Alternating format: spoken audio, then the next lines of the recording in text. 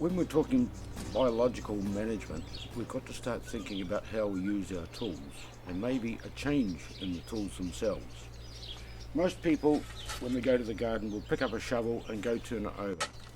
Biologically speaking, that is the very first wrong thing that you could be possibly doing.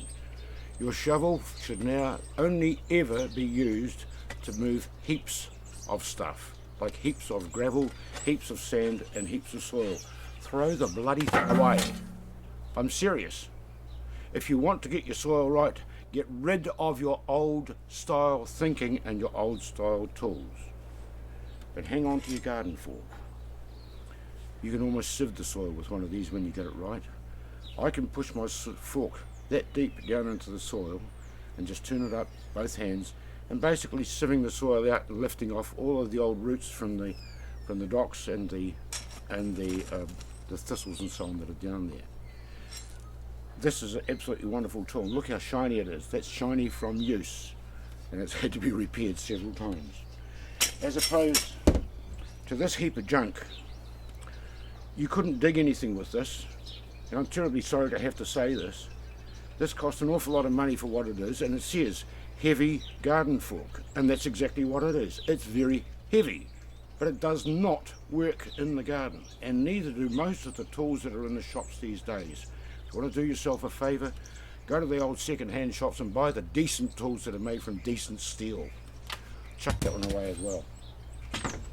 Here's one I want to rejuvenate.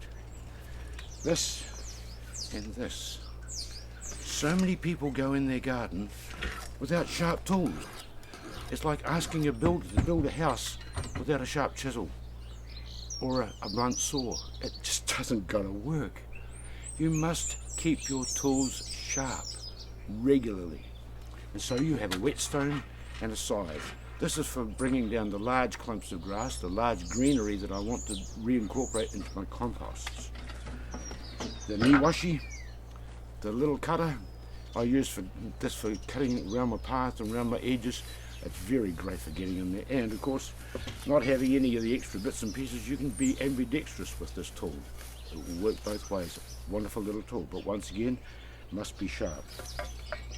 But my favourite of all time is the good old plasterer's pointing trowel.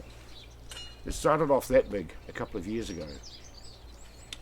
And by sharpening it, both sides, ultra sharp, and I mean damn near razor sharp, you have got the best working tool for your garden that you will ever have. It's designed to fit the hand, it's designed to be robust, it's designed to work for a working person. That's the whole deal. And it also has a hallmark. This one is good Sheffield British steel. You'll need good Sheffield steel or good steel for your tools in order to work them properly. Rubbish steel will make a rubbish tool, and that's all there is to it. You'll be forever sharpening it. And this here is my digging tool. It takes the place of the shovel and of the fork. I call it a turver. Now it's Chinese in its origin, and there's an example of one of these about 1200 years old in the Beijing Museum. So I think that the Chinese were well ahead of the English when it comes to talking about being the gardeners of the world.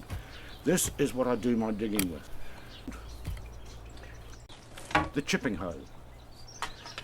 Some people make the mistake of thinking that this is a stirrup hoe, and it's not.